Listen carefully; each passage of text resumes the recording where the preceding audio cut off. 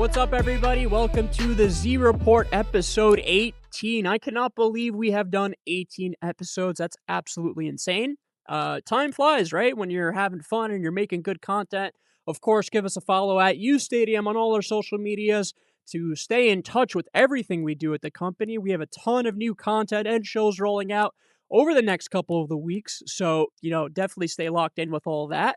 But like I said, a phenomenal episode for you guys today. We will be breaking down the 10 biggest threats in the Eastern Conference, and then on Thursday, I will follow it up with a video of the 10 biggest threats in the Western Conference. But I don't want to waste any time. I don't want to waste any of your guys' time. Let's just hop right into it because the East is a gauntlet this year. I think there are a lot of sleeper teams. No one is mentioning. I think there's a couple injuries that are going to shake things up. So we'll see how everything goes. And we'll break it down 10-1 with my buddy and producer, Quasi. I'm going to call him in whenever I need some help or, some good statistical insight. My guy knows ball just as well as me, if not better. So let's break everything down. 10-1, the biggest Eastern Conference threats, starting at number 10 with the Orlando Magic, who are currently 39-35. They are the 8th seed in the Eastern Conference, currently in a play-in spot. They would be matched up with Philadelphia in the play-in for a shot to play the, I believe it would be the Boston Celtics the round after, as that would be the 7 seed playing the 2 seed. And listen, guys, it hasn't been a great shooting year for the Orlando Magic whatsoever. That's their biggest problem, quite frankly. Not being able to score consistently from beyond the three-point line is as big a problem as it gets, and there's no real shot-creating point guard. You could point at Paolo and tell me he's supposed to be the person that's running this offense, and he's supposed to be the facilitator who makes everything much smoother offensively for the Orlando Magic, but it just hasn't worked out that way. Obviously, missing Franz Wagner for the majority of the season hasn't been great. Desmond Bane has been a solid pickup for them, probably one of the only positives you can truly point to this year. I mentioned the lack of real point guard play between Jalen Suggs, Anthony Black. A couple injuries with Anthony Black. Is he going to be back and healthy for the playoffs? We don't really know, and they'll be fighting Miami and Charlotte for these play-in spots over the last 7 games of the season. Like I said, currently 39-35. The Philadelphia 76ers are 41-34. The Heat are 40-36. So they're right there. I don't think they scare anyone in a playoff series. Young core, but no real alpha-dominant player. Paolo was that guy, but he's taken a step back this year. It's clear as day. The numbers just aren't there. He has, I believe, one of the worst field goal percentages in the entire NBA, just not been as effective from the mid-range as he was last year, not as aggressive in the paint, not really creating his own looks as well as he used to. I could see them sneaking in to the 8th seed, potentially beating Miami or Charlotte, but even that is very hard to imagine. I think that just the lack of shooting is really going to cost them. They are the 26th worst team from deep in the NBA. There's only 4 other teams that are worse than them at shooting threes, and when there's about 10 teams in the league that are tanking, I mean, some of those teams are the Nets, the Pacers, these teams that haven't been competing for the past 30, 40 games. They've been tanking, right? I mean, let's be honest about it. So I haven't seen enough, not nearly enough, from the Orlando Magic offensively to really justify thinking they could do anything in the playoffs this year. That's why I have them ranked at 10. Like I said, they could sneak in as an 8 seed, but that's the ceiling at best. That's the absolute best. Quasi, if you want to give us some thoughts on the on what you have with Orlando, because it just, it seems rather disappointing in my opinion. Yeah, 1,000% right. Nothing really too much to add. Again, when they traded for Desmond Bane, they traded all those picks away. The biggest thing that you said with that team last year was they need more shooting because, Franz and Paolo aren't like the best of shooters. Now you trade all of those future assets away for Desmond Bane, you give him a new contract, or the Grizzlies gave him a new contract, and then you take on that contract. And now you're having the same problem. You still can't shoot because Paolo hasn't really improved that much. Franz hasn't improved that much.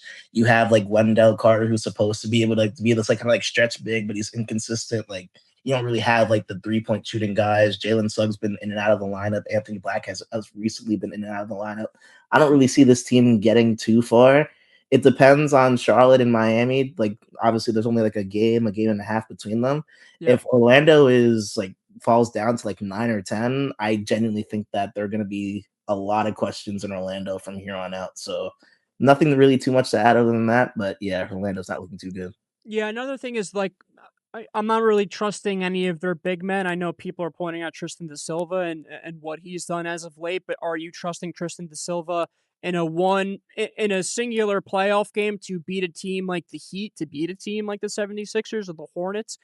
I don't know. Maybe against Diabate, it's a decent matchup, but him going up against Embiid, him going up against Bam Adebayo, I don't see that going well at all. Like we said, defensively they aren't great, and you could bully them in the paint all you would like. They really just don't have a true force down there, and the problems start there. Once you add that with the lack of 3-point shooting, making the case for the Orlando Magic to do anything in the playoffs this season, I think is a bit crazy, and I don't see it happening whatsoever. But with that said, let's hop on over to our next team, number 9 on the biggest threats in the East this season, the Miami Heat, who are 40-36 currently. They are the 9 seed, right behind Orlando. Like we've been saying, these standings are, as of right now, the date is March 31st, Tuesday. So there's 7 games left in the season. This could easily change. The order can easily change. But with the Heat, it really comes down to, do you believe Eric Spoelstra is able to get the most out of this group to deliver them a playoff spot? That's what it's going to come down to. Norman Powell has been playing at like an all-star level basically for the entirety of the season. He's been missing a couple of games now. Is he going to be healthy for the stretch playoff run? How far does a roster led by Tyler Hero and Bam Adebayo get you in a playoff series? They don't really have a similar to Orlando, they don't really have that true alpha, let me give you the ball and see what you could do in the final moments of a game type of guy. And I think that's really needed in a playoff series. You could point at Tyler Hero, but is Tyler Hero necessarily the great point guard that you need to get deep into the playoffs? I don't think so. I'm not even trying to hate on Tyler Hero. I think he's a great shooter and he provides other things on the floor. But, it's all about what you're getting out of him. He's missed a ton of time this year. He's been in and out of the lineup as well as a couple other of these guys. Andrew Wiggins is someone who's been up and down over the past couple of years. So they're a dangerous play-in team simply due to the fact that Eric Spoelstra is one of the best coaches in the NBA. We've known this for a long time. We're not surprising anyone by saying this. I just don't. It's the play-in now for 3 straight seasons, the 10, the 8, and the 7 spot. They know how to navigate this. They know how to play well in the play-in tournament. So because of that, you could easily make the case they end up in the playoffs. But the main problem with all this is who they will be playing. Because I think once they're matched up with Charlotte, scoring is going to be an issue. Are you going to be able to keep up with the offense of the Charlotte Hornets in a singular game where they have Khan and LaMelo, guys that can run it up very quickly? I mean, that starting 5 has one of the best records in the NBA this season between Diabate, Khan, and everyone else that they got going on in that starting 5 as well. LaMelo, Bridges, Brandon Miller. So that matchup doesn't scream success, in my opinion. I think the Heat are going to they will give you a competitive game. Will they be able to win that next game, right? Like even if they do beat Charlotte, are they going to be able to beat the loser of Philadelphia Orlando? I would say if Orlando loses, yeah, they could beat Orlando. Can they beat Philadelphia? I don't think so. So that's the reason I have them slightly above Orlando. I don't think they can touch Philly or Charlotte. And that's the reason why they're below them, in my opinion. A dangerous playing team, but the depth just drops off quickly. Uh, you know, Quaz, let me know what you think if I'm missing anything on the Heat. I think it's just the coaching thing. How much is Eric Spoelstra going to get out of this specific roster? Because we've seen him with rosters that are 10 times better than this one. Let's call it for what it is. Even that Heat team that had Jimmy Butler way back when, they had a legitimate scoring option to go to on a night to night basis. And you could say, Bam dropped 83 points this year on a tanking Wizards team. Like, are you banking on Bam Adebayo to be your leading scorer in a playoff series? Is that how you're going to beat some of the rest of these teams in the East? I don't see that happening. Quasi, tell me. Yeah, I mean, honestly, I feel as though you're kind of under reading the Heat a little bit. Could Now, be. being in the play-in is always interesting because everyone remembers that those Jimmy Butler teams that would just go crazy. Well, I feel as though the Heat start off the season really well on offense. They're still ranked as like the second best scoring team in the league, like points per game. So it is really interesting to see how they fare. But a lot of that did come from earlier on in the season. Yeah. Obviously, the Hornets have been firing like a really good bit recently. It's kind of always how are you heading into the playoffs rather than like how are you have you done throughout the whole season. And the Hornets do seem to be like the more hotter team, even though like they're still behind Miami. I do think it's starting to become a little bit more of a toss up now. Eric Spoelstra and the team have like really just like kind of turned this into a really good offensive engine. I wonder. It depends who they end up playing. I feel as though if it becomes like Miami versus Orlando in the first play-in game, I think Miami is going to win, and Orlando is might as well just kiss themselves goodbye. I Now, if agree. they're playing Philly or Charlotte, it could just go down. So again, like that's like kind of like the beauty of the play-in, if you want to call it that. It comes down to one game. Whoever wins it wins it. But I do think that if Miami does escape out of this, they won't last too long. It depends on their matchups. I hate saying it, but heat culture is real. It is something that exists. Is People, it real? Is it real? Is it actually they, real they after say, that 83-point performance against the Wizards? but Quasi, is it people actually real? will say what they say, but I do feel as though like they have the players that have been there, done it. They have the coach who's been there, done it. I wouldn't say put anything against them. I wouldn't put money against them getting past certain teams. But at the end of the day, it is what it is. You'll see what ends up happening. I think Miami is pretty safe to get in there. Yeah. Maybe the two teams that I'll go with, not to spoil, I think it would be Philly and Miami if I had to pick two.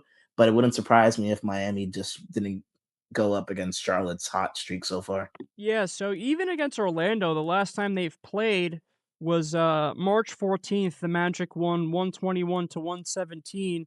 And this was a very, very good Paolo game. He dropped 27 points, 8 boards, 7 assists. Jalen Suggs just as good. Desmond Bain just as good, 14, 21, and Wendell Carter 15 as well. So that's the recipe for the Magic if they do get matched up with the Heat in the playoffs here. You're gonna have to shoot much better than they typically do, right? Like they went 31% from three this game, but the Heat were horrible um from the field. 45 a little less than 45% in this game. It was a close one by the end. Jacques Jr. had 22, Bam had 20. So this is it's a lot of question marks. It's just, do you believe in Eric Spoelstra? Sometimes it's that simple. Good coaching gets you far in this league. We know that. But we'll see what happens with the Miami Heat.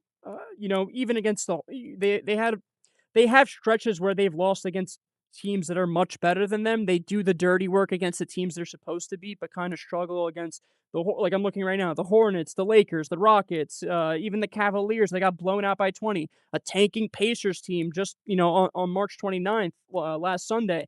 That's that's a 20-point loss against a team that isn't even trying to win games. I know that the Pacers kind of play up against their quote unquote rivals in the East, the Miami Heat, the New York Knicks. They play better in the regular season against these teams for whatever reason. But we know the goal of the Indiana Pacers. These guys aren't trying to win games, and you go out there and you get blown out like that. And keep in mind, this is during a game that Tyler Hero had 31 points. He played 36 points and dropped 31.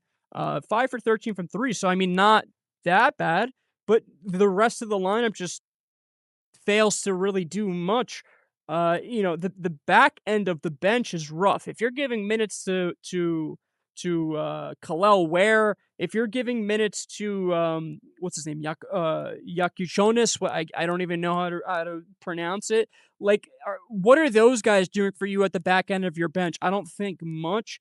in the playoffs, you're really going to be having to depend on really big minutes from Davion Mitchell. You're going to need big minutes from Jacques Jr. You're going to need Bam Adebayo to play like one of the best centers in the league. It's just so many question marks. So it's a coaching thing for me. If Eric Spoelstra can get the most out of this group, I could see them making the playoffs and getting out of the play. And if not, I could also just as easily see them going into the night with a very, very smooth and easy loss against the Charlotte Hornets that will probably just shoot the lights out against them if I had to guess. But that's all for the Miami Heat. They ranked ninth on our biggest threats in the East. So let's hop on over to the eighth team on my list, the Toronto Raptors, which, to be honest with you guys, they're only this low because of what's going to happen in the playoffs. As of right now, they're matched up with Cleveland, right? And they're just in the vicinity of Atlanta as well. That 5 and 6 seed can switch. And there's 7 games left. I said it like 3 times, but there's 7 games left. That could change very quickly. So it could just so happen that Cleveland ends up playing Atlanta and Toronto ends up playing New York. I think Toronto probably fares better against it. It's hard to say. I think it's really close, but I think they probably fare better against the Knicks than they do against the Cavaliers. But there's too many issues. Quickly and Barrett are two small guards that don't give you the offensive firepower to justify playing them a ton of minutes in the playoffs. I think teams that have more high-powered offense or at least have better offensive sets are going to be hunting both of those guys. That's the reality. They're just not great perimeter defenders whatsoever. You could go after those guys all night and score a ton of points. The Raptors started fourth in the East. They collapsed down the stretch of the season. They've lost to a ton of really good teams, almost very similar to the Heat. They beat the teams they're supposed to beat, but they suck against everyone else. They've lost against the Thunder, the Spurs, the Knicks, the Wolves, the Rockets, Nuggets, and that's just in the last month. I don't know if they belong in the same tier as the rest of these top tier East teams. It's going to come down to, well, I don't want to say it's going to come down to this, but what are you getting from the center position? It's kind of been an issue for them all year long. Is Sandro Mamishkavelli, is that your starting center for the playoffs? Is Scotty Barnes going to be your starting center for the playoffs? These are good players, but they're more in the power forward position. The biggest problem is really the rim protection. Who's defending the rim against these teams that have, wings that are flying from the free throw line and windmilling it? I don't know how far that lack of paint and interior defense can truly get them. And they're not a great rebounding team as well because of that lack of big man issue. We could take a look at some of the names over here. I mean, is Colin Murray Boyle? It's really three power forwards between Sandro, Colin Murray Boyles, and even Jakob Poeltl. He's been turning it around as of late. But is Jakob Poeltl going to be your Chipotle, however you want to say it? Is that going to be your starting center in a playoff series against one of these teams like Cleveland or even the Knicks that have Karl Anthony Towns or Evan Mobley or Jared Allen? I don't trust that whatsoever, and the lack of rim protection is a very, very big issue for me. Their first round opponent, like we said, as of right now, is the Cleveland Cavaliers. That's a brutal draw. I think they go out in the first round very easily if that's who they have to match up with. Maybe they can win a game or two. Same thing against the Knicks. Maybe they can win a game or two, but I don't think they do anything past that. And for that reason alone, even though they are the 5 seed, I have them at 8 on this list because I just don't see anything going well for them in the playoffs. Quasi, they have enough talent to steal a game or two, like we just said, but anything outside of that, where do you have the Toronto Raptors? Are they a sneakier team for you?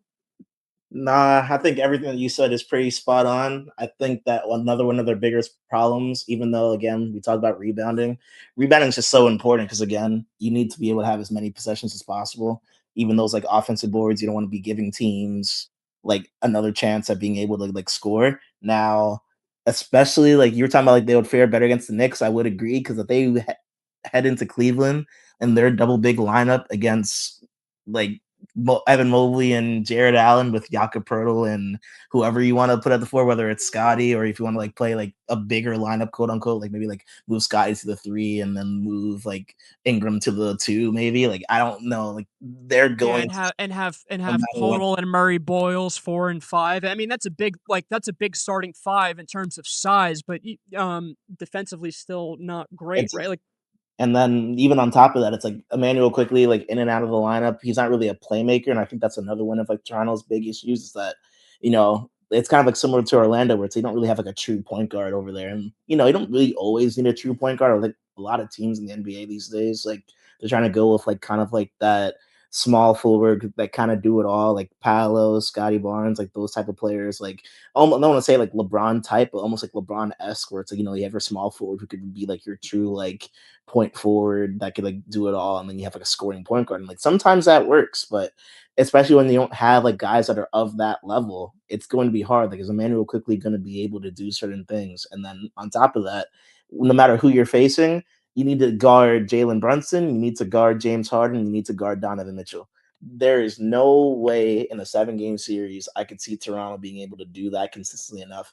Of course, like injuries, stuff may happen, and that goes for like almost every series here. But at the end of Yeah, the day, if I had like to put money on it, there's no way that the Raptors get out. I say if they're facing Cleveland in like 5, they're facing the Knicks, I have the Knicks in 6. yeah, I'm at the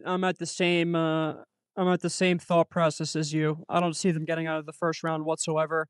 And while you were saying that, it made me think they really don't have like even their perimeter defenders aren't great. It's a lot of small guards. Like, are you depending on RJ Barrett or Brandon Ingram obviously does a good job of matching up against other teams' superstars, but and even he is not some fantastic defensive player. He's okay, but outside of that, who's at the 3-point line for, all 40 minutes of the game, making sure that James Harden or Donovan Mitchell or Jalen Brunson aren't going absolutely bonkers for, more than 5 to 10 minutes at a time.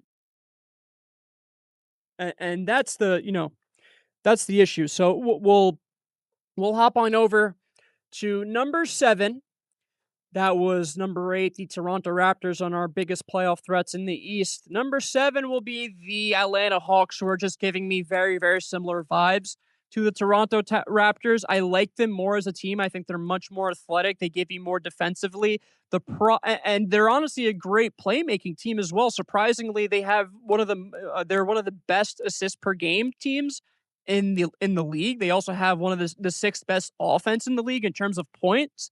Uh, you can make fun of this past stretch where they've won what is it? They went 13-1 and then they went 16-2 in their last 18 games. That's a legitimate run. And then you look at the teams and it's like, they're playing the Kings, they're playing the Pacers, they're playing the Nets. They're playing teams that aren't trying to win games whatsoever. A couple impressive wins. I really love what they did against Boston last night.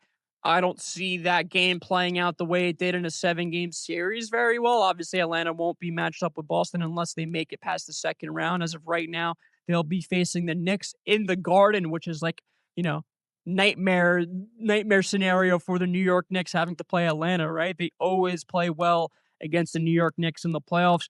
But the main culprit of all of this, or the main reason that the Atlanta Hawks are in the position that they are currently, is because of how great CJ McCollum has been playing just as a very solid veteran option. I think a lot of it has to do with, as this camera is just like not refuses to focus for whatever reason. Sorry guys, let me fix that. There we go. But I mean, a lot of it is going to come down to Jalen Johnson, who's been playing at an all NBA level this entire season. Nickeil Alexander Walker has been averaging 20. Johnson's at 23, 10, and 8.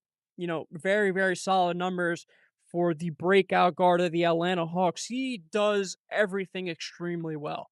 He's not a great shooter, but outside of that, getting into the paint, he has a great selection of bag work, man. It's like, he could turn it around, fade, hit a shot over you. He could fake you out with a quick crossover, Euro, get into the lane and beat a defender in the paint. He does a ton of stuff. He's explosive. I really like Jalen Johnson as a player, but I do think that at the end of the day, the Hawks are probably just one more very good piece away from actually being a contender in the East. And it's a very similar situation to Toronto. You're getting matched up against either the Knicks or the Cavaliers. Do you guys think that this Atlanta Hawks team, who has beaten up nothing but bad teams over the past month, is going to be able in a 7 game series to dethrone the Knicks or the Cavaliers? I don't see it. Is Okongwu a real center option down there? That's another thing. Very similar, like how we were talking about Orlando. Do they have and even Toronto, do they have a legitimate paint anchor that's going to be able to stop Jared Allen, Evan Mobley, Karl Anthony Towns, Mitchell Robinson. Do they have that? I don't know. I don't really think so. Their schedule softened late, like I just said. That helped them go from literally the 10 seed to the 6 seed. It's a brutal first round draw as of right now with the Knicks, but we've seen them go in there and do well. But I can't justify anything I've seen in that winning streak to make the determination that they could potentially beat the Knicks or the Cavaliers in the playoffs. That's pretty much all I got. People are talking about them as one of the most dangerous teams in the East, and you can make the case for it. But with the way that they're lined up right now in this seeding, they're also extremely close to Philadelphia and Orlando. Who's to say that Atlanta doesn't lose a couple games in the last 7 games in the season and get their 6th seed stolen by the Philadelphia 76ers? Or I don't know, even the Hornets are really 3.5 games back. It's all up in the air. I mean, it's 6 through 10. What we're looking at right now, by the time it's the end of the season, could look completely different. Atlanta's been playing great. Big win against the Boston Celtics. Will they continue that level of play? I don't think so. Quasi, tell me, bro, what do you think about the Atlanta Hawks? I definitely agree with what apparently people have been saying. Definitely one of the more dangerous teams in the Eastern Conference. I feel as though what you need to think about is if the Knicks could choose their opponent, would they rather Toronto or would they rather Atlanta? And if I'm being honest, I think that they would rather Toronto. Playing Yeah, Atlanta for the Knicks could be scary. I think that they have the star power to get out of that matchup, but especially like in a 7 game series, like Atlanta could just do everything. They just can't do it at an elite level. They're a good team, but they don't have one person that's going to be able to like carry them past. And there's been teams like that in the past that have been able to have like a good team, but maybe they just like can't pull it together. I think about like those like later Spurs teams in like the late 2010s that like always had like a good group of players and they played good team basketball and they're always in the playoffs, but like they didn't have like one guy that they could go to just like kind of like cement that. Jalen Johnson, I'm a believer he's going to be a star in this league, but yeah, it's a big toss up. I think that the Knicks are, if they do match up against the Knicks anyway, that's going to be a real struggle for the Knicks. I think that they get out in like 6 or 7 games. Like, I don't see any other way that that could go down. If they play Cleveland, I feel like Cleveland again would have an easier time just because they have like the big man that Atlanta don't.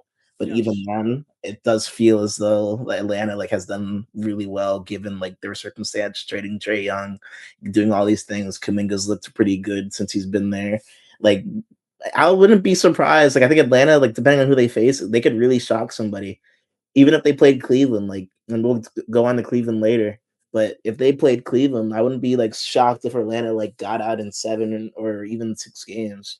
It just depends on the way that their play transitions into the playoffs. If they're hot right now, playing hot before the playoffs is always a fantastic thing. If you could go into the playoffs on fire, then Yeah. more likely than not, maybe you'll do really well. But I will go on the more safe side, I guess you could say.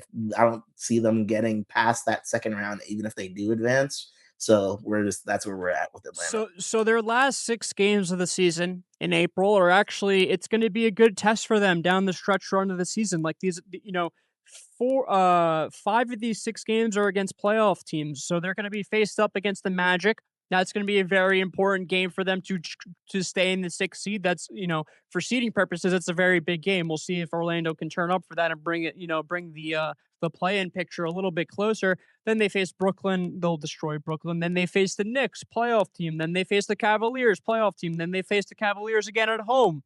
And then they play the Heat to finish the season. So these games and this seeding is much closer than we all think. A lot of this stuff in the last 7 games of the season could drastically change what the playoff picture looks like. But I do agree with you, Quasi. They are one of the more surprising teams, and I think they probably would give the Knicks a much more difficult series than a team like anyone else in the playing picture, maybe outside of Charlotte would. I think they have a ton of athleticism. They run the floor like I don't know, like a pack of what is a pack of horses? That's not even a thing. Whatever a group of horses running all together are, that's what they play like in transition. They run the floor. They're full of young guys that don't get tired. And yeah, they could be definitely one of the more surprising teams in the East. And, it's really funny because it wasn't so long ago that they were like trying to sell Magic City hoodies to get people to go and watch them in Atlanta. And now all of a sudden, after a win streak, it's like, damn, the Hawks are back and they're in playoff contention. It's pretty incredible what they've done over the past month or so. They went from one of the jokes of the league to an actual legitimate playoff contender, and the Hawks kind of have hope. It's been hopeless for the, as soon as you trade a guy like Trey Young, you're not thinking that you're going to be making the playoffs. Obviously, Young hasn't been necessarily great for the Hawks over the past couple of seasons, but the Hawks are there. They're athletic, they're young, they're fun, and I think they'll give us a show against whoever they end up playing in the Just to playoffs. confirm, you call a pack of horses a herd. A herd. There you go. I'm an idiot. I should have, very, very simple terminology that I missed right there. Thank you, Quasi. But yeah, let's move on over to number 6, my favorite team of the bunch, the Charlotte Hornets. Man, I simply I cannot tell you guys how much I love this team. They are 39-36. They're currently the 10 seed. Young core that has used this season to develop into a legitimate playoff team. The trajectory past this season is even more beautiful because you can make the case with a couple big signings, a couple good draft picks.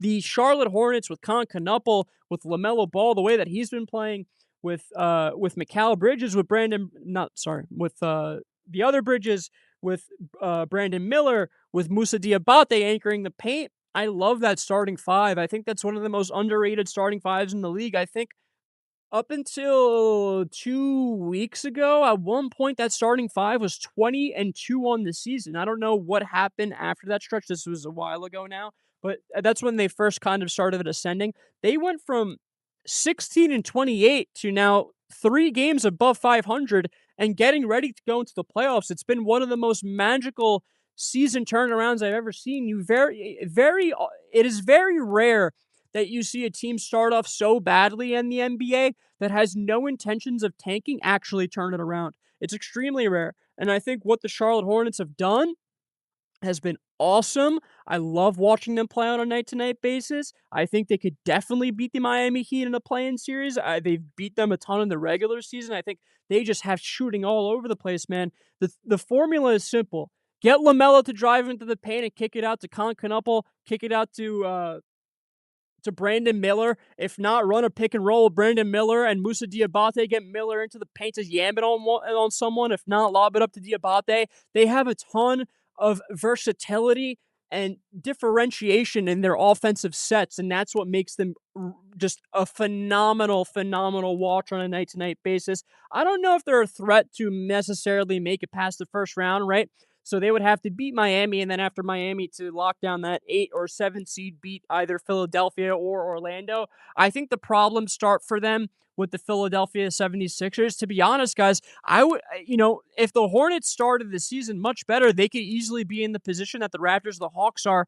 But I don't hate them being in the play, and I think that this is going to build a ton of experience for them. If they're able to beat Miami and make it on to the next game, that game against Philadelphia is going to be one of the best games we've watched all the season, if I had to guess. The Hornets have been awesome. They really have been. The rookie of the year in Con Knuppel, and you have Kobe White coming off the bench. Like, I don't think people understand how crazy that is. Kobe White is almost a 20-point per game guy that would start on a ton of teams in the NBA, plus the defensive versatility that he brings on the perimeter as a defender on the three-point shot. Like, he's awesome. He could jump over screens. He could go through screens. Like, super athletic. And just another reason I love them. I love their half-court offense. They always find a way to, throw up a lob or get Con or get Brandon Miller their own shots. It's been a hell of a season for the Charlotte Hornets. Like I said, there's still one or two decently big pieces away from really taking this thing to the next level and being a contender in the East. But I expect to see a lot out of the Charlotte Hornets this year. The uh, they're a game behind Miami. They're essentially tied for that 8 spot with Orlando. They're a loss behind him in the loss column. They could take 8 or 9. They could jump up to 8 and play and have to play Philadelphia in that first round matchup. Regardless of how this shakes up, I think the Charlotte Hornets will be making the playoffs. I have them over Miami. I have them over Orlando. Uh, and that's about it for me on the Charlotte Hornets, Quasi, if you want to jump in and let me know how you feel. Also, before Quasi, before you do jump in, I must say that win against the New York Knicks really sold me. It really did. So now, Quasi, tell me, what do you think about the Charlotte Hornets? Funny enough, I was about to bring up that win against the Knicks too, because what again for the people that are out there, I'm a big Hornets fan. That is my team. This is probably the most excited I've felt about a Hornets team since the 2015-16 Hornets, who in the infamous Dwayne Wade versus purple shirt guy game just never have been the same since. But we're finally starting By the way, that's ball knowledge for anyone that knows what we're talking about. That to is ball knowledge. like I'm saying, like everybody, we're starting to finally get the feeling back in Charlotte. I feel really good about this team. I'm glad that you said Con Knipple is rookie of the year because there's still a good bit of Cooper Flag truthers out there. Even if he reaches 65 games, I don't feel it. I think that Con is definitely rookie of the year for me. But Absolutely. at the end of the day, it's like you have all these things going on, but there's no way that Charlotte should be punished for being as good as they've been this year. I feel as though they definitely are going to make the playoffs. I don't know how though is the thing. Like I am scared of Miami genuinely. I'm scared Really? of Philly genuinely. So in order for us to get out of the play-in, we would have to have a very ideal scenario happen where it's like I would love to see Orlando Yeah. trust. I would love to see Orlando. Or even like, there's enough games in the season. Maybe we could sneak up to like 7 or 6 and then we'll see what happens there. But at the end of the day, I do feel really proud of this team. I think as though maybe there's so many things that could happen now. But I do think that if Charlotte is able to just continue what they've been doing, the experience, we've been in playing games before. We have lost playing games a bunch, but we know what it's like to be in these games. We're just hoping that that experience could come into today and we finish the season strong. We try to avoid the play-in. If we can't avoid it, then we're gonna go in there and we're gonna fight like we always have. So, I do Yeah. like Charlotte getting out of the play-in. I do think that they're gonna get mopped really fast if they get out because we've beat Boston recently, but I don't really see us being able to beat Boston in a 7 game series. We played well against the Knicks, but again, we're not gonna be able to beat the Knicks in a 7 game series. What about a cadeless Detroit? That's an interesting question. I was really looking at that and I just like skipped right over it. I do think that becomes a little bit more interesting, but when I think about the Charlotte Hornets, defense isn't the first thing that comes to mind. I Yeah. feel as though we're gonna have some issues stopping teams, even though they don't have Cade. Like we'll probably give up a good amount of 3-point shots to the likes of Duncan Robinson, Kevin Herter if he's hot in the playoffs. Like I feel as though we will struggle with certain things. But this is a young team. I don't love our size sometimes as much as I love Musa Diabate, as much as I love Ryan Kalkbrenner. It's like our Yeah. size is going to probably be our downfall this playoffs, but it's good for a team like this to just get the experience that they're getting right now. And I feel as though like we're one move away from maybe even being like a contender in the Eastern Conference. I feel as though you have your Boston Celtics, you have your Knicks. After that, it's kind of open. I feel like the Pistons No, are a I move agree. away. Definitely. Cleveland is like kind of like at the tail end of what they're doing now. If this James Harden experiment fails, they might have to start over. I feel Mhm. as though there's room for one more contender, and if the Hornets make the right move, we could be right there. So I think that's where that's headed. Yeah, I love your perspective as a Hornets fan. That was great. Good job. I think you couldn't have said it any better.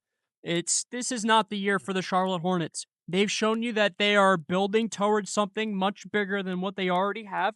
And I agree. It's one really good wing player away from being a legitimate contender in the East. Like you said, Cleveland can take a step back next year. Let's see what happens with Harden in the playoffs next year. We'll get into them.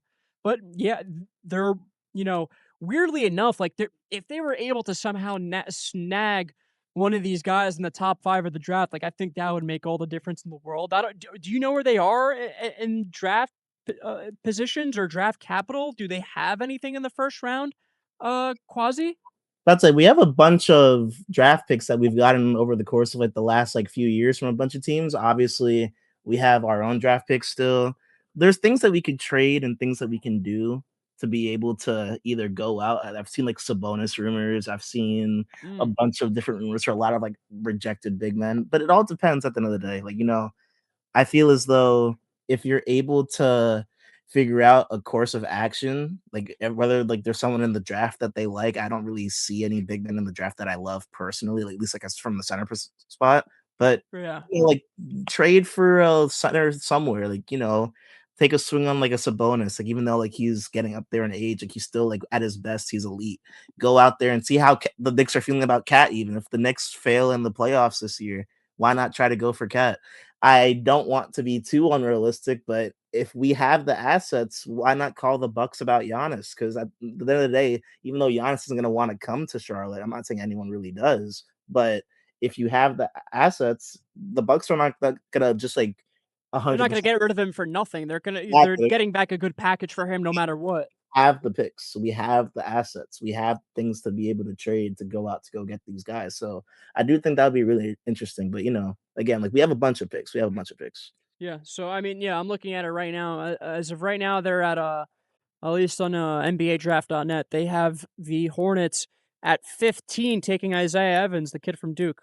So I mean, that's again, they're not really addressing the center position. And I'm looking at some of the names at the top of the draft, and like, man, imagine Caleb Wilson next to Musa Diabate in the paint. Holy shit, that would be awesome. Like, I seriously doubt there's a way they could sneak into the top five and like legitimately get a lottery pick. I think the teams at the top actually need to draft in the lottery, and they're going to be taking the best players available. Is San Antonio at 9, or are they going to be drafting? Like, it has them here taking Braden Burries from Arizona. I don't see that happening. They already have a litany of so many guards. Eventually, you're going to have to pay. You're going to have to pay Harper, and you're going to have to pay Castle. So, are you really drafting Braden Burries? You're getting another guard in here. Like, maybe San Antonio is a team you could swing a trade for, move up to 9, potentially draft someone like Yaxel Lendeborg and put Yaxel with LaMelo and Musa and like Khan. That would be super fun, right? So there's a bunch of different ways they could approach this, but I'm for the Hornets. I'm stuck in between if they need an actual legitimate dog of a center, like you said, a Karl Anthony Towns, even like a slightly better offensive version of an Evan Mobley, a player like that, or should they go for the more wing score, 3 and D type, like Paul George esque build type player? What do you think about that? What's the direction? Where should they be going? I feel like another name that just came to mind is also again like you look. I think the biggest thing that you always have to look at is if certain teams. We're just looking at the Eastern Conference now, but if certain teams here start to have disgruntled players, that's what you have to think about. I look Yes. at Cleveland and I think about Jared Allen right away because they've already been doubts about like Evan Mobley, Jared Allen. Do these two work well together? Does Yeah. Evan Mobley want to slide over to the 5 and play there full time? Like Jared Allen could be somebody that he could catch lobs, he could play good defense. Like it's things like that. Like again, when it comes to Charlotte, you're never going to be able to attract free agents. It's just how it is. Like At least our big ones. best Yeah, for our sure. best free agent signing ever might quite literally be Gordon Hayward, and that's Yeah. literally it. And like And he that's robbed you guys blind. exactly. And even then, like he was decent for what it was, but not for a max contract. He wasn't. But No, not at I all. digress. Like again, you Yeah. need to be able to look at like disgruntled players and see what's out there. Again, like we have the space that if we can move for a Karl Anthony Towns, if we can move for a Jared Allen, if we can move like on some like kind of like weird scenario for like a Joel Embiid, like all these guys that are here that are kind of like on these teams where it's like they might be heading towards like, hey, let's move in a different direction. You have your second apron now too. You Yeah. can't always have like these like max players just kind of like sitting on your team. Like you That's the might thing. And things are you're gonna have to pay Khan eventually. You're gonna have to pay Musa eventually. Those are two guys that you want on your team for the next 5 years, of course. So exactly. So like you might as well like buy in while they have like their rookie scale deals, and then yeah. if it doesn't work out, you just kind of get rid of like those bigger contract players, and then you go ahead and just like re-sign the ones that you have, and then like we'll see where it goes. But again, like we could draft the center that would be young. Like I don't mind Kalkbrenner. Again, he's like kind of like an older like fundamental big. I don't really see him like progressing too much more from where he is right now. But again, like we're just one like trade or acquisition away. And I feel as though like it doesn't have to be like a guard. It doesn't really have to be a forward. It would be nice to have another forward on the team, but I don't think it's like necessary. I think the move is big, man. Like you really need like a 7 footer that could come in, stretch the floor if they can, but otherwise catch lobs, play good defense. And every team could want that, and every team is Yes. going to want that. But And that's like the Jared Allen point, I think, is a really, really good one because you could, you could add him without paying him a ton of money, stay under the cap or the apron, and it's not going to be an issue whatsoever, while also drafting another rookie that could provide more of a scoring option, right? So, like, you don't have to handcuff yourself to a center in this draft. If you're able to bring Jared Allen or a center of that stature, someone that is a 7-footer and is able to lock down the paint at a consistent level, then why not draft another, another wing player, another 3-and-D player that can just make, you could do both. There's a way that the Hornets can do both here. But, you mentioned Embiid before, so I digress about the Charlotte Hornets. Let's hop into the fifth team on our biggest playoff threats in the East, 10-1, the Philadelphia 76ers, who are currently, give me one second. They are currently 41-34. They are the 7th seed in the East. And man, they're still in the mix for this 5 or 6 seed for the final stretch of the playoffs here. 2 games behind Atlanta, 2 games behind Toronto. This is very, very close. I don't know how many times I got to say, but between 5, 6, 7, and honestly, even 8, 9, 10, guys, there's 7 games left, and a lot of these teams are playing each other. Depending on how the cards fall, this is going to look completely different in a couple days, but we're ranking them. That's why I'm not, the standings aren't telling you the exact story going into the playoffs. That's the reason we're doing this video. But yeah, Philadelphia, guys, Joel Embiid has been on and off the court all season. Nowhere near the MVP level caliber player when he is on the floor. And I think that's where the Philadelphia 76ers future is going to be decided. And I mean their immediate future, as in their playoff future, because Joel Embiid is the most important part of this all. If Joel Embiid isn't playing, you can't expect the 76ers to really do anything. I love what Tyrese Maxey, VJ Edgecombe, even Kelly Oubre has been like a weirdly good piece for them this year. I love all those guys. I think they're great scorers, but I don't think you're getting far in the playoffs without Joel Embiid playing like an MVP big man, because they need that. That's the one advantage that they have over the rest of these teams, right? Detroit, Boston, New York, even the Cavaliers, they have the best big man in basketball when he's healthy. There's no doubt. Pause. Outside of Jokic, I'm talking about the Eastern Conference. Outside of Jokic and Wemby in the West, I think Embiid is the third guy. I don't think we saw him. I saw him play against, I think it was Dern, or I'm not sure who they were playing last night. Let me double check that real quick. But I was watching the highlights, and Embiid just didn't look great at all in the 70s. Yeah, it was against the Miami Heat. And Bam Adebayo kind of, he played 40 minutes, but he was shoving Embiid around, kind of giving him the business. I don't know if Embiid is fully, he's clearly not fully healthy. Clearly, if he was, he'd be playing many more games. Obviously, there's all this stuff with the load management. uh, you know, can they put together, can they put this all together? Are you going to have Embiid and Maxey and Paul George and Edgecombe on the floor at the same time playing good basketball together? Because on paper, that is one of the most talented 4 players you could have in a starting 5 possible. You supplement that with Kelly Oubre Jr., like I said, and this is like one of the best starting 5s in basketball. You could easily make the case it is. And it simply is Embiid's health and how locked in he is during this playoff run. They're on paper the most dangerous team in the East, man. I mean, I love Maxey. I love Edgecombe. Yeah, Edgecombe has been a godsend for them. They tanked last year hoping to get into the top of the draft. They did, and they ended up with another superstar player. And Tyrese Maxey, I don't know how many games played he's had on the season. I know he missed some time, but he was at least the 3rd to 2nd team All NBA guy for me before he got hurt and missed that time. I don't know if he's going to qualify. VJ Edgecombe is, one of the better young players that we have in the league. I think he's right. I don't want to say he's right there with Khan or Cooper or any of those dudes, but he's a very, very good scoring option, a great guard. What he did to start the year, I mean, I thought he was going to be a superstar. I thought he was going to be one of the best young players to come out of that class, and it hasn't necessarily worked out like that. But you know, Paul George is back. He had the suspension with the PEDs, ketamine. Quasi was telling me, I don't know what, people do ketamine therapy for depression and stuff like that, and I think it had something to do with that. He was suspended. Now he's back. He I saw some clips of his first game. He looked really solid. some, signature behind the back dribble moves, pulling up into a jumper off the left elbow or off the right elbow, spinning fades into the three-pointer. Classic Paul George stuff that we're all accustomed to seeing. Can he really put it together in the playoffs here? Like I said, 1 to 5, man. That starting 5 is phenomenal. You have Quentin Grimes coming off the bench as well. But outside of that, they have Trenton Wofford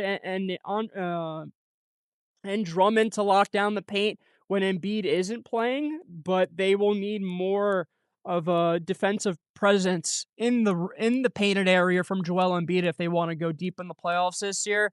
As of right now, they're matched up to play Orlando in that first play-in game. I think they will cruise against Orlando. It shouldn't be an issue. After that, they'll have to play the winner, or no, is it the loser? They'll have to play the no, no, no, it is the winner. They'll have to play the winner of Miami, Charlotte, so figure that Philadelphia and the Hornets will match up against each other in the play-in to probably become the 7 and 8 seeds of the playoffs. If I had to guess, I'm taking Orlando and Miami out as of right now. I know Quasi disagrees, but I really do think it's gonna be Philadelphia and Charlotte at the bottom of the playoffs. What happens after that is the issue because, like the Hornets, like the, even some of the Raptors and the Hawks, I think their first round matchup is just going to be brutal. You're going to be matched up with Boston, who's been building up for the playoffs for the last couple of weeks. They just got Jason Tatum back; he's averaging 20 a game. Jaylen Brown is a first team NBA guy. Well, we'll get into all that stuff because they're very high up on this list. I don't know. I think that I have them above the remainder of some of these East teams just because of the potential on paper, but we haven't seen it. Even in these past couple of games, they haven't been playing great. I don't think they're coached very well. I think Nick Nurse is a very, very specific coach that needs very, very specific type of consistent, defensively oriented players. When you think of that Raptors team that won it all, just think of some of the dudes, right? Kawhi, one of the best 3-and-D got, well, maybe not 3-and-D, but maybe just in general, one of the best two-way players in basketball. You think of OG Anunoby, how important he was to that run. Again, another guy, one of the best two-way players in basketball.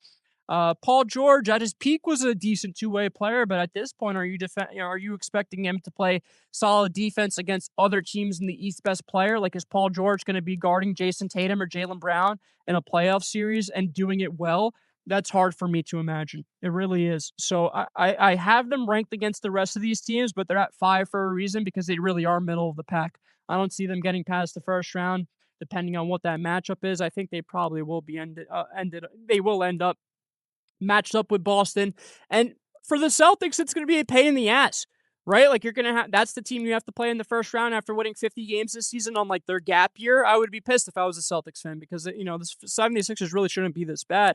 They shouldn't have a record this bad. It's just so much injuries, so much inconsistency, not being able to have your superstars out there all on the floor at the same time. So Quasi, give me your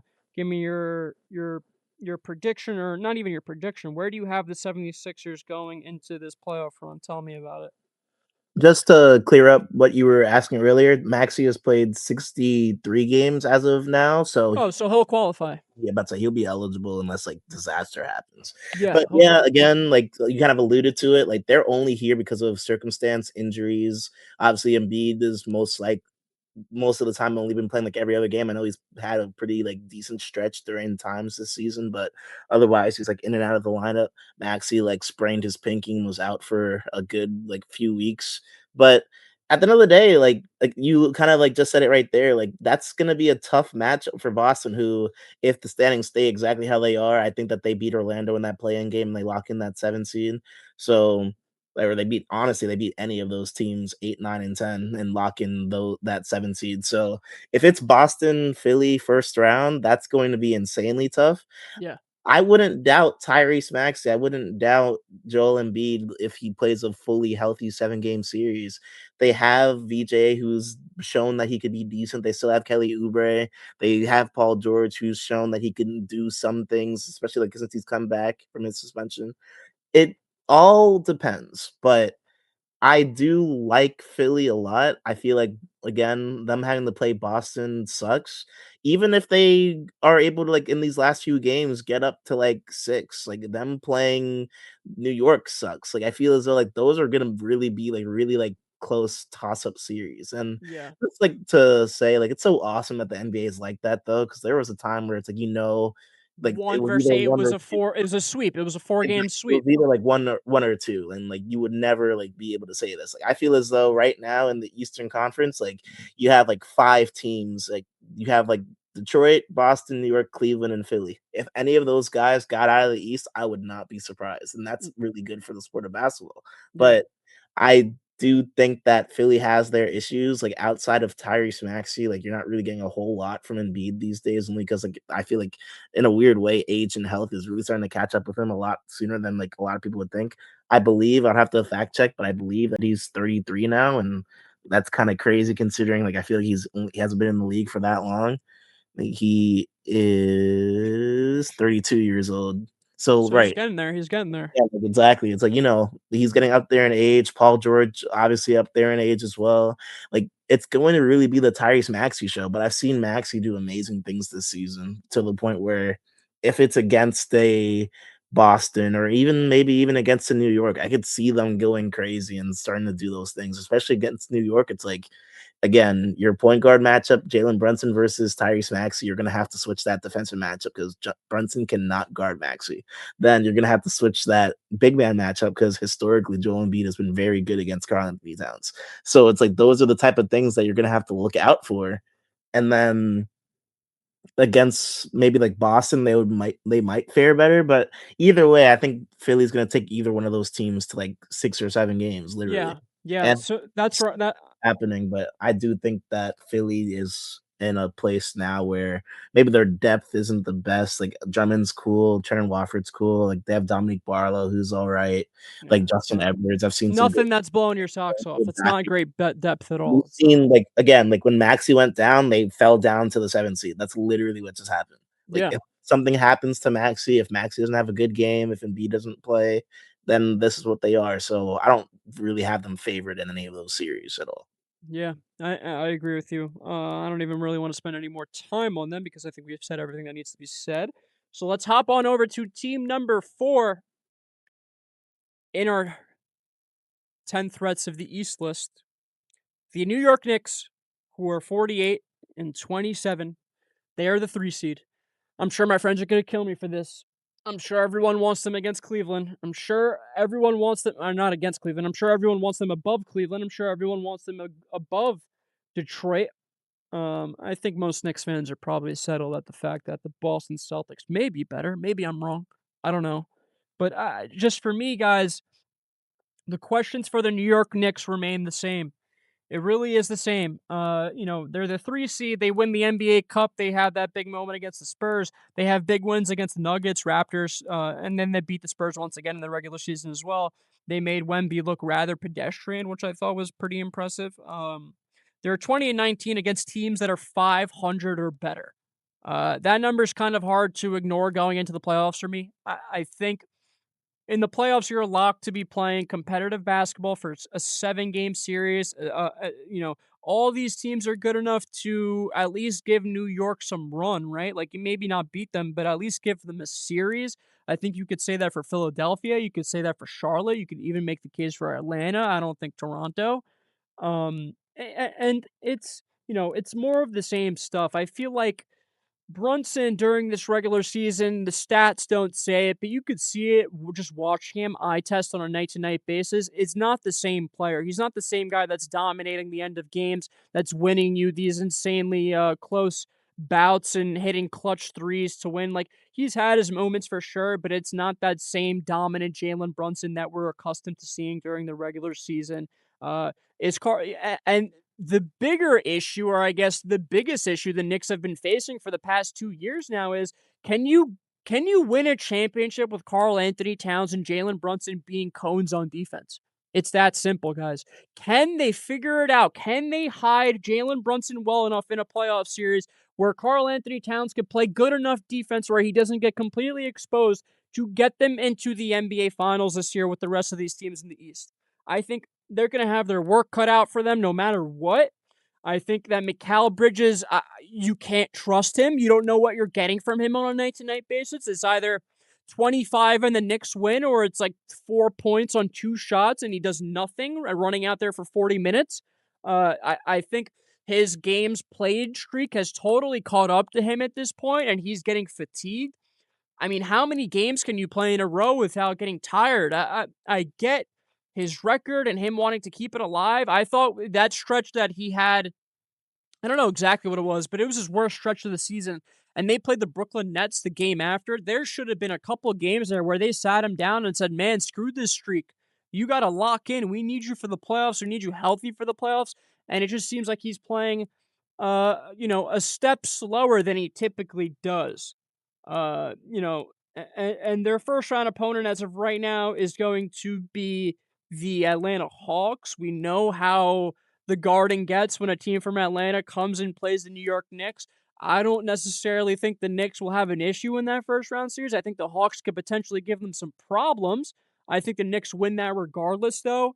But there's definitely some reasons and question marks as to why I have them below Cleveland, Detroit, and Boston. It really just comes down to the defense for me.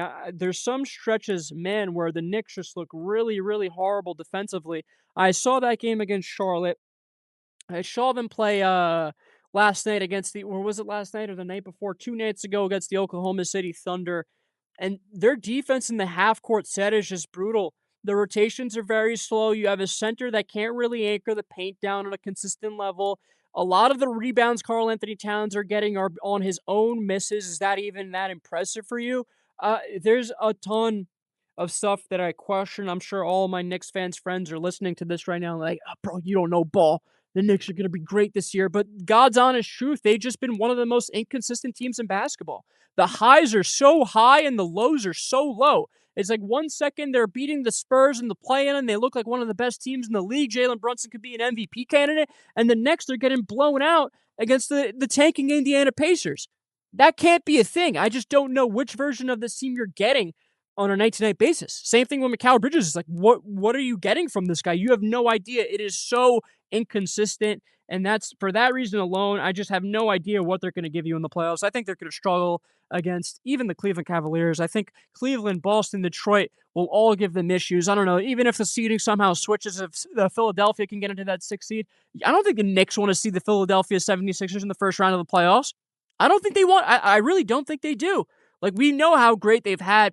We know their playoff series in the past, last season or the year before. They've had some great playoff series. They've been able. They beat Joel Embiid with cerebral palsy, right? Like his eye was like it looks like it was about to fall out of his socket. If you guys remember that. Um, and that's just simply what it comes down to. I don't know if they have what it takes to beat these top teams in the East, and I think they will struggle against even these bottom half teams in the East. So, Quasi, give me your thoughts on the New York Knickerbockers because, man, I wanna believe in them so bad, but I for some reason I can't. When it comes to the Knicks, I do think this is starting to become a thing where it's gonna be a lot about adjustments. Again, from the outside looking in, I've heard a bunch again, 2 local New York or New Yorkers when like we're not Knicks fans though. So like we have Yeah. friends, we have stuff like this. Like I see it a lot. Like during stretch of the season, like coming from last year, there was times where they would be like, "Oh, like Tom Thibodeau was like running these players into the ground." Now we have a Yes. new coach, and it's like, "Oh, Mike Brown's so good. Like, look at these rotations. We're actually playing people." Tyler Kolek was looking pretty good. You have like Muhammad Diawara, who's looking like really good and stuff like that. But then they start to lose a little bit. And it's like, "Oh, Mike Brown doesn't know what he's doing. This is terrible." And it's like Knicks fans, obviously, like they're always like very like reactionary. But Yes, I of do course. feel like this team is just what it is, no matter almost who the coach is. Like Yeah. I feel like you have two like really good coaches that have put their own spin on things, but regardless, like you still have what you have. Like Cat Yeah. is not a great defender. Jalen Brunson is not a good defender. You try to counteract that by having like at least at the time what I would have said were like two of the best like maybe like one and two, maybe besides like Kawhi, the best like two-way players in the league in Bridges and Anunoby. So now it's like you tried to go get those two guys to try to counteract your Jason Tatums and your Jalen Browns. You try to get that to counteract like your Giannis's of the world to try to like help them get through this Eastern Conference. I feel like almost in a way, the Eastern Conference has seen what the Knicks have done. Like, okay, we'll just go guard heavy. You look at every single one of these teams that the Knicks have to face, like in a semifinal or in a conference final, they have all their best players are at the guard spot and center spots. Like Detroit, you have like Duran and you have Cade. Boston, it's like, yes, you have like Brunson and you have like Brown, but you still have to worry about Peyton Pritchard. You still have to worry about like Vucevic. You go to like Cleveland, you have like Harden and Mitchell at the 1 and 2. It's like you can't just hide people all the time. Yeah. Because if you have like you Brunson like just like be like who are you gonna have Brunson guard on Cleveland besides like maybe their small forward, whoever they decide to throw out there.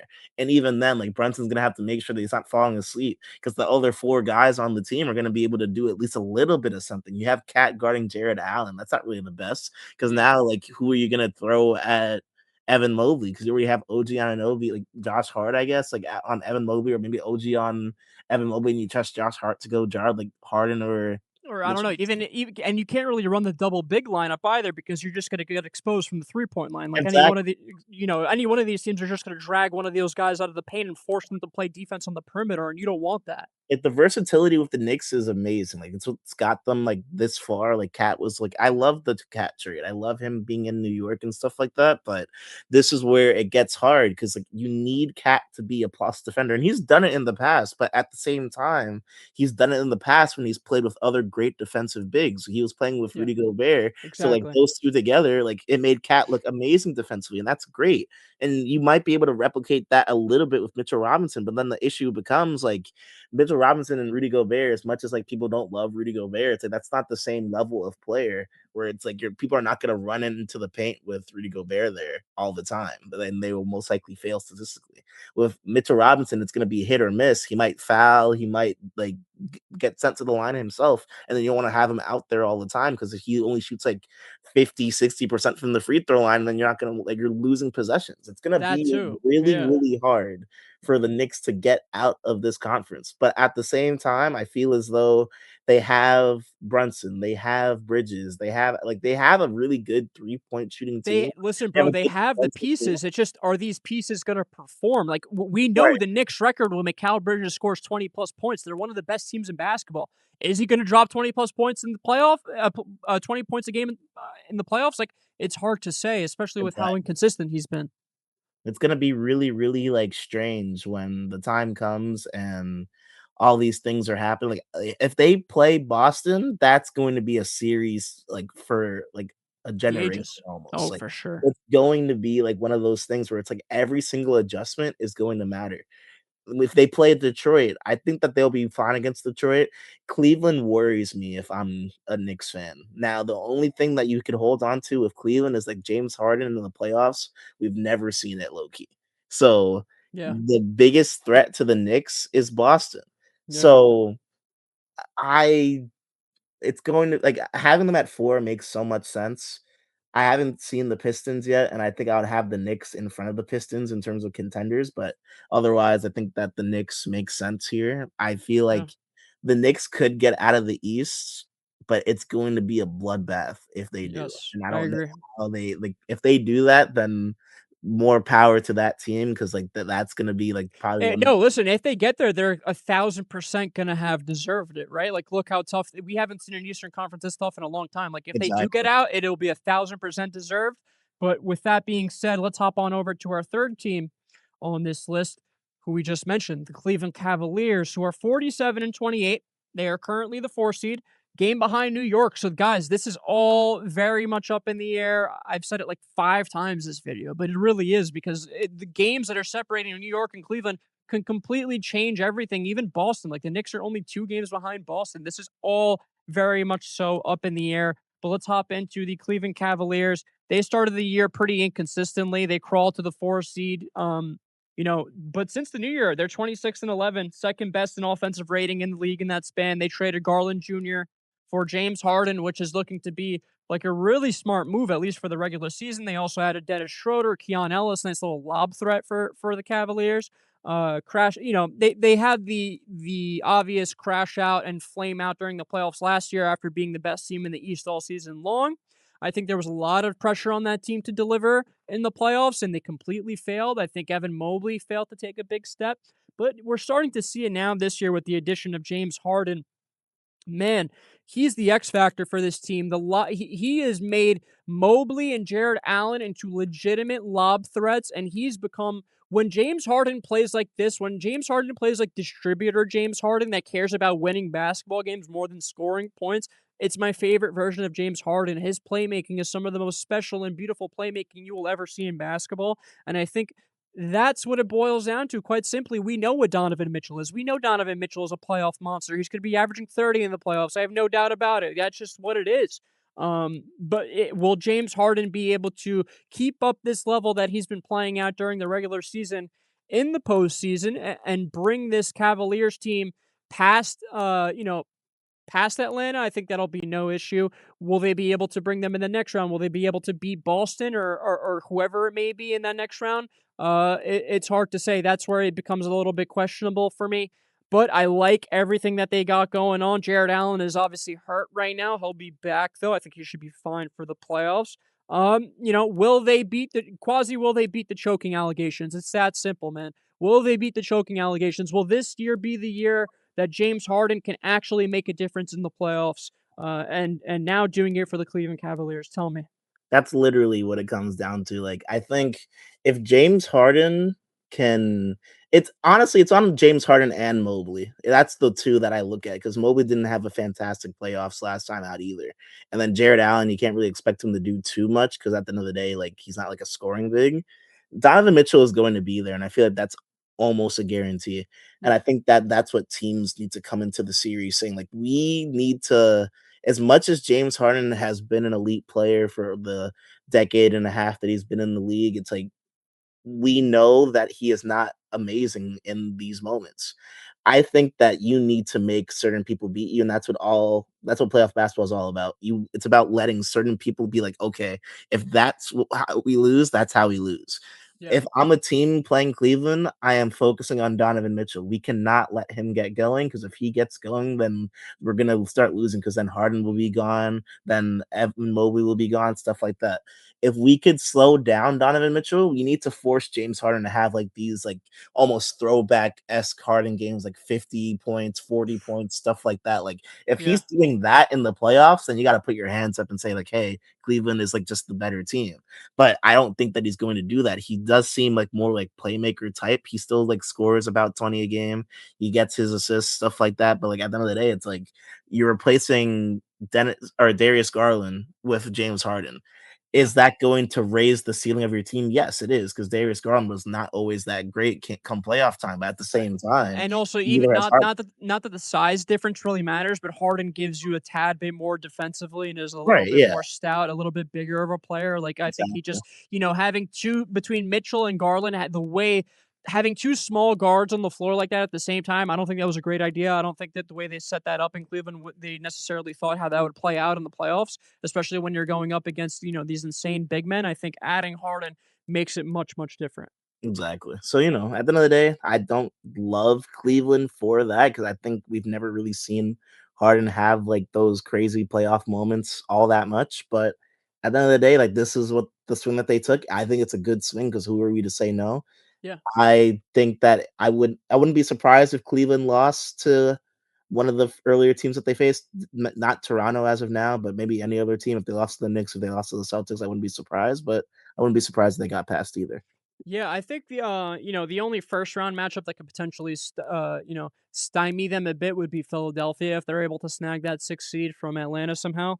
But outside of that, that's pretty much it on the Cleveland Cavaliers. Let's hop on over to our second team. Well, I guess my second team because Quasi really we talked about it before the show. He disagrees with this, but I truly do think the Detroit Pistons are the second biggest playoff threat in the East. We saw them last year against the New York Knicks play extremely physical basketball. Obviously, Dennis Schroeder was a big part of that run. We saw that Cade Cunningham was kind of, I don't want to say exposed, but forced to shoot a lot of three-pointers in that series. And Quasi's question to me was, do you think Cade is going to be able to have a three-point percentage high enough where they're doubling, they're doubling everyone else in order to let Cade shoot. We know he's good enough of a shooter where you can't completely leave him wide open, but he's also not that great of enough of a shooter where you could kind of expose him a tad bit on the offensive side of the ball. We know he played like an MVP this year, and they're trying to change the 65 game minimum rule in order to get him some MVP votes. I think he's more than deserving of it. I don't think many people saw the Detroit Pistons break out this year. The fact they're the 1 seed by 4 games as well has been extremely impressive. Number one in points in the paint, third in points, third in opponents' points in the paint. That's just a testament to how good Jalen Duren has been this year. 23-9 in clutch games this year. So that's what games less than 5 minutes on the clock and a 5 point differential or whatever the clutch time statistics are for that. I'm not sure. I forgot how it works. The best record against 500 plus teams in the league. That's a really big part of this as well. And JB Bickerstaff has done a phenomenal job, right? It's not that long ago that Quasi, help me out here. What was the coach of Detroit before JB Bickerstaff? Who was he? They fired him. Monty Williams. Yes, Monty Williams, and they gave him all that money, and they had to, they basically had to eat all of those funds in order to get rid of Monty Williams. Uh, you know, they've been, and really, even since the Cade injury, they've been awesome without Cade. They really have been. I mean, I don't know what the exact record is. I think it's something like 8-2 without him, or maybe 9-1. Could be a little bit worse. Could be a little bit better. But it, the experience that guys like Kevin Herter, Dennis Jenkins, Marcus Sasser, the experience and minutes that those guys are playing right now against really good teams. Like last night, they played the Thunder and they played phenomenal throughout the entirety of 4 quarters. Those guys getting important minutes now is only going to help the Detroit Pistons in the playoffs. But we all know what this comes down to, right? Like we know we don't have to play and hide and hide around it. This is all going to bank on the health of Cade Cunningham. If Cade Cunningham returns to Detroit Pistons and is playing in MVP form the same way he was during the regular season, sure, the Detroit Pistons are probably the second biggest playoff threat in the East. If not, you could bump them down way more on this list. I am obviously banking on the fact that Cade Cunningham will be back and playing. To what level is the question? If he's playing at that top MVP level, like I mentioned, they'll be right there. I love Tobias Harris as well, just another extremely underrated guy. If Cade doesn't have it going on from downtown over the 3 point line, I think Tobias Harris is someone that the Detroit Pistons will be leaning on in big spots. Jalen Duren has turned into one of the best centers in basketball. And what they did last night against the Thunder was impressive because they had no Cade and no Duren. So these guys are getting valuable minutes. Quasi, tell me what you think about the Detroit Pistons. Obviously, you alluded to the fact that I disagree earlier, and Yeah, I will just play devil's advocate for a little bit, only because I do think that the moves that they made this offseason, obviously getting Duncan Robinson, getting or recently trading for Kevin Herter, and then like Dennis Jenkins has just like kind of come out of nowhere as just like the two-way G League player that like ends up getting to the league and like has been like a perfect backup point guard for them. It's really shows why they're able to get to because they were a good team last year, but now they're a great team, and that yeah, shows in that first seed. The issue becomes again when you look at their 3 point shooting, there are only 2 teams in the NBA that make less threes a game, like less threes a game than the Detroit Pistons. And that's the Mavericks and the Sacramento Kings. Come playoff basketball, that's not you're good. going to that floor is going to shrink and they are going to have to shoot from out there. You Yeah. have Duncan Robinson, that's fantastic. You have Kevin Herter, who, even though he has been an amazing 3 point shooter these like last few years, like he still has that reputation as a shooter. Well, he That's needs to he needs to be higher than 31% from three. That's exactly where he's at right now. He needs to be better. and that's what I'm saying. It's like, at the end of the day, Cade is not shown to be able to make a crazy amount of threes. Like none of these, like you have Asar Thompson, Ron Holland, like these aren't like these names don't scream out shooter. You Yeah. have Tobias, of course, who's still good. You have Duncan Robinson, who's been helping out. Like Dennis Jenkins is like solid from three. It's like this is gonna be an issue now where it's like Cade needs to be able to operate in the paint in order to do a lot of the things that he does. Same thing with like Jalen Duren, because he's not going to stretch the floor too much.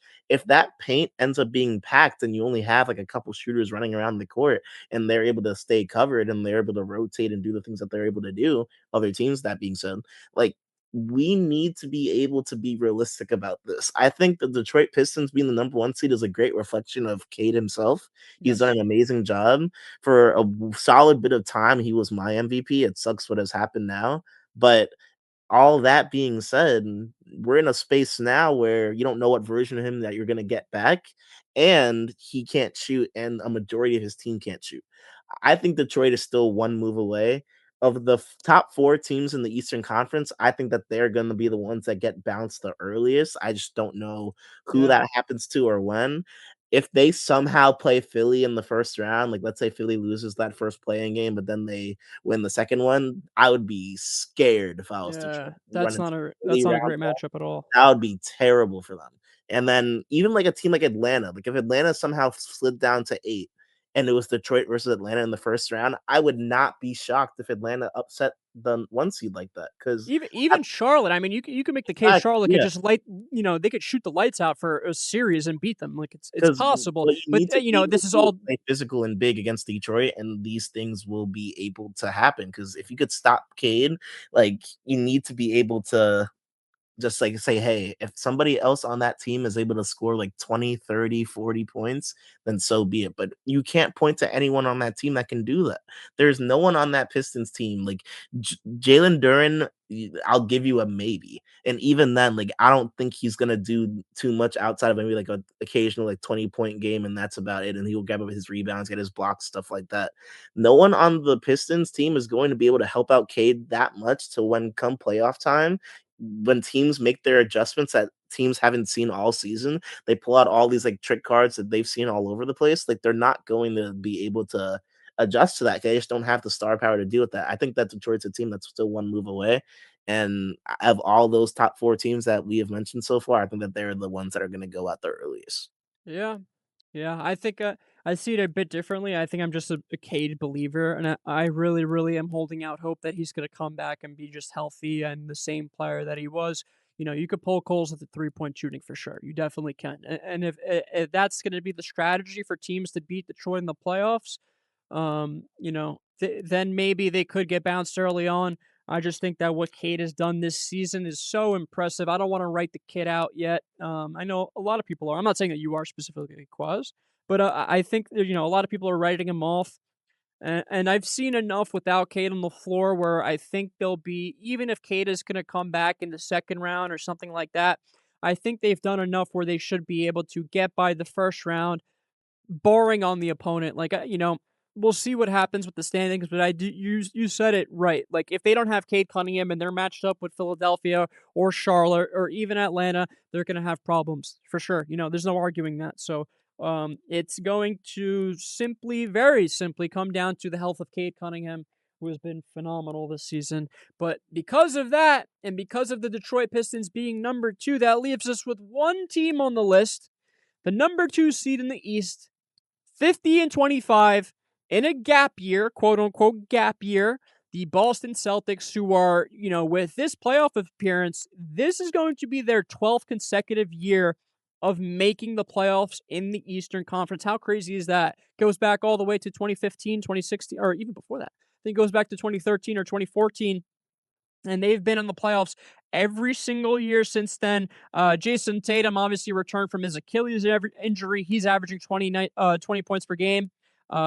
His legs still kind of under him, but his usage rate is like kind of where it's been over the past 5 seasons. So you're getting an elite level of Tatum in the playoffs for sure.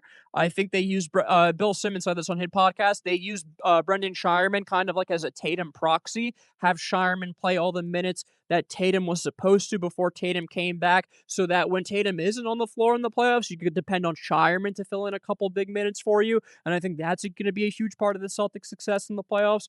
Even without Tatum, they're 20-12. Or no, way better than 20-12. I don't know what the sheet over here says. Sorry, some of my notes are, not always on the money. But they've been great without Jason Tatum all year long. Jaylen Brown has truly turned into a first team All NBA guy. I mean, you could even make the case that he's in the MVP discussion, right? After SGA, after Jokic, after Wemby. I'm not saying that's the order, or even Luka is really above Jokic at this point, right? After those four guys, I think Jaylen Brown is one of the premier players in the sport this year. he has done a ton to carry this Celtics roster that doesn't necessarily have a lot when well, I mean, they do have a lot of great players, but they don't, it's not like, you know, I think Jaylen Brown has proven enough this season to say that he has become a superstar in the NBA. I don't think anyone can argue that. And the most important part is really the role players, right? Like we just said, the Shireman, the Peyton Pritchard, one of the most beautiful ISO guards I've ever seen, but small. Doesn't really play a lot of great defense, but is very scrappy nonetheless. Even like Hugo Gonzalez coming off the bench has been a great rebounder for them. Luca Garza, another guy that no one was really expecting anything out of, has been phenomenal for them. And my favorite, and I think the most underrated center in basketball, Nemias Queta, however you want to say it. I'm sure I'm not saying it correctly. I love watching this guy play. He just he's all over the place in the paint.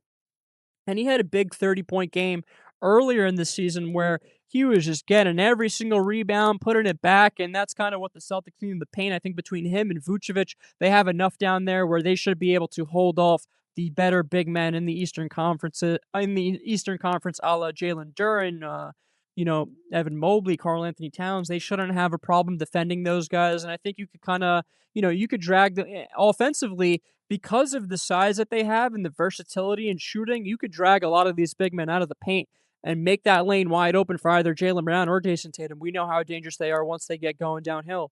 I love what the Celtics have done this year. I think Joe Mazzulla is right up there for a Coach of the Year award. The only real question I have is, are we getting elite, NBA Finals Jason Tatum of years past, or are we getting this Jason Tatum that's kind of just been stuck on 20 points per game and isn't necessarily elevating, getting into the lane and the ball in his two hands and dunking on someone?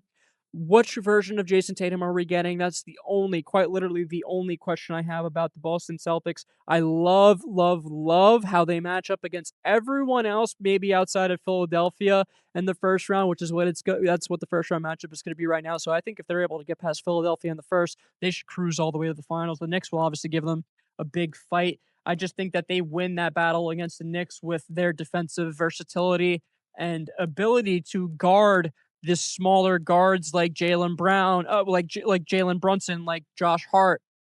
I think that they do a very good job and have the correct, or maybe not the correct, they have the best roster possible in order to stop that New York Knicks team. I can't say it enough. I really have loved watching this Boston Celtics team all year, and I hate saying that because I'm not a Boston sports guy. I'm a New York sports guy. I hate when these guys do well. Same with Philadelphia. I mean, I wish both of these teams were not even in the playoff picture, but the reality is they are.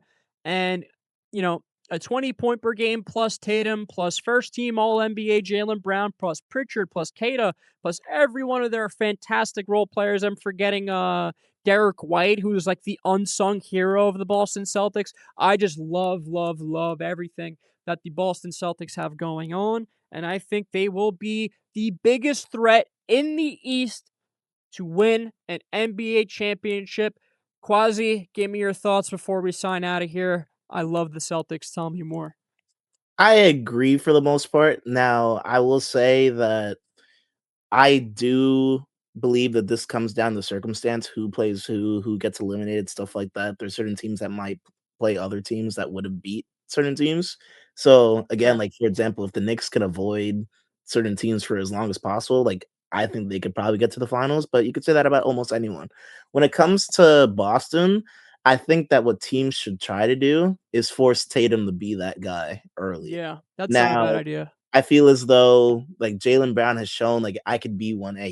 He's shown that like not even like this year, like for the past few years. Like, hey, Yeah, like if Tatum's not playing as well or if he's out, like I he's can always shown up. Yeah, of course. now with Tatum coming back from this crazy like Achilles injury, like that like faster than he probably should have. Like it's just we need to test that. Of course, you don't want to wish like harm or like you don't want him to get hurt again or something like that. But I think that if I'm a team that's going up against Boston, you need to be able to say like, hey, let's Tatum's the guy that has the rest. Everyone else has played for a majority of the season. We need to like shut down Jaylen Brown and force Jason Tatum to beat us. And if that's what happens, then it will be really interesting to see like how that goes for Tatum. Like, is he gonna like end up like scoring like 30 points a game? Is he gonna be able to do what he's done in the past, like in like his finals runs and stuff like that, where he's been able to like be the best player on that team for certain games and stuff like that to be able to help lead them to something? Like that's going to be a really interesting thing. Having them at one, I feel like a lot of these teams again, like they're very interchangeable, but Yeah, they I are. do think that Boston is the team that of all four teams, there's the least amount of questions of because Yes. they were already this good without Tatum, and And then now you you're adding him back. Tatum. Yeah.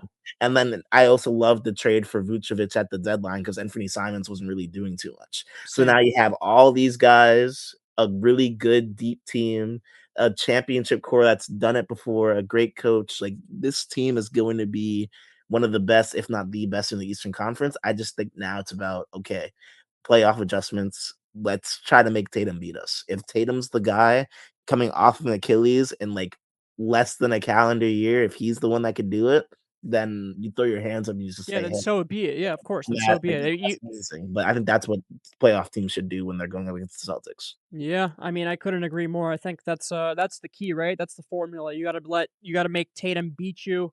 The problem is if Tatum is playing healthy and playing at the level that he's capable of, Tatum is very capable of beating anyone. So, we'll see what happens with that. But Quasi, thank you so much for all the help on the show. We'll be recording the other part of the series this Thursday for the Western Conference. I'll have on a great guest for you guys, big Timberwolves fan. I think it's going to be a fantastic content and some fantastic clips. But I want to thank all you guys for watching, for sticking around. This has been the top 10 threats in the Eastern Conference. We'll see you guys on Thursday to do the West, like I just said. And I'll talk to you guys soon. Thank you guys so much for watching. Like, subscribe, share, all that good stuff. I don't got to say it. You guys know what the deal is. Peace from the Z Report and me, Dion Zervos.